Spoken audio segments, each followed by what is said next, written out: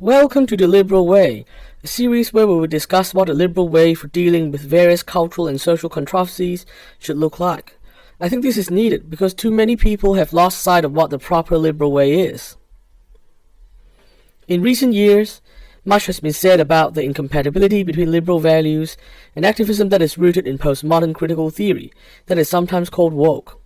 As I've illustrated multiple times, for liberals, knowing the objective truth is fundamental and prior to building a good order. To know the objective truth, people must be allowed to freely explore ideas and discover things. This is why a truly free and fair marketplace of ideas is important. The postmodern critical theory worldview, where ideas are primarily seen as the product of oppressive power relations and the activism it leads to, are fundamentally incompatible with what liberals believe in. After all, if certain ideas are seen as the product of oppressive power relations, they would need to be shut down, rather than given a fair go in the marketplace of ideas. The influence of this worldview has led to an uneven playing field for certain ideas. For example, there has been a particular aversion to traditional ideas as oppressive, which has led some to react negatively to any talk of family values, even when it is not used as a dog whistle against gay marriage and adoption. In recent years, postmodern critical theory has gone mainstream, potentially leading to blatantly uneven playing fields as the new norm. This means it is now even more important to argue against this worldview as a whole. However, there is also another reason liberals oppose postmodern critical theory that is at least just as important, and that is non-aggression.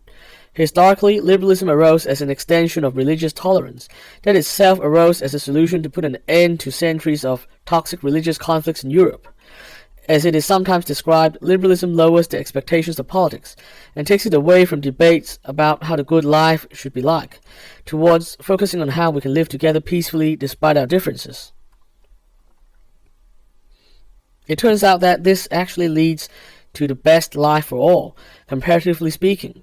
Life in the West, since the classical liberal consensus, has undeniably been better than during the Middle Ages and the religious conflicts.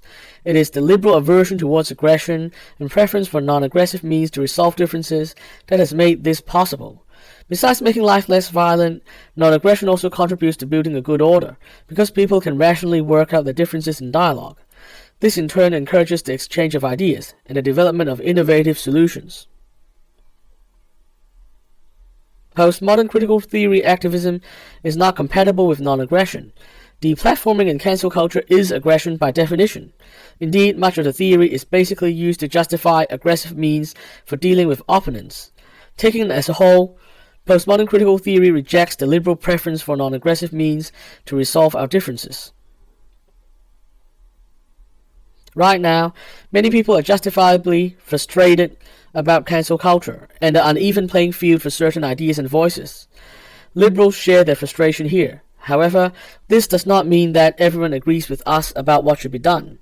Given that liberals firmly believe in non-aggression, true liberals should be concerned about those who advocate using aggression to solve the current problem, or worse, use the current problem as justification for an aggressive culture war program to remake society the way they want to. Put it simply, using state power to shut down your opponents in the culture wars is aggression, and no better than cancel culture in the eyes of true liberals. Politicizing certain issues that actually affect real lives, and using state power to score points in the culture wars at the expense of those lives, is an act of extreme aggression, which true liberals need to resist with all our might. People who do these things might label themselves anti-woke, but their brand of anti-wokeness is certainly very different from what liberals want.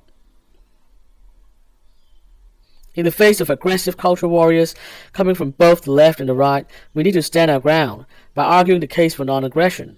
Non-aggression leads to good order, because it is only when the threat of aggression is removed that people are free to explore and debate ideas. Non-aggression makes life much less violent, meaning that bloody tragedies are less likely to happen and innocent people are much less likely to be harmed.